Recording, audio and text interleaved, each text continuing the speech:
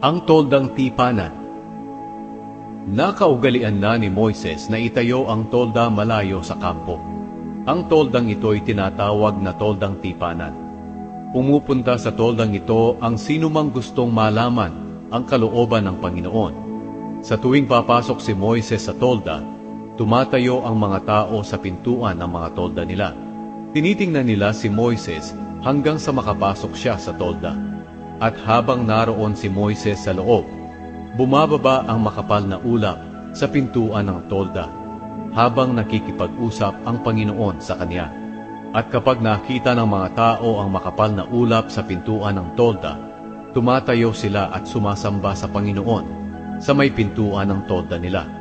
Kapag nakikipag-usap ang Panginoon kay Moises, magkaharap sila, katulad ng magkaibigan na nagkukwentuhan.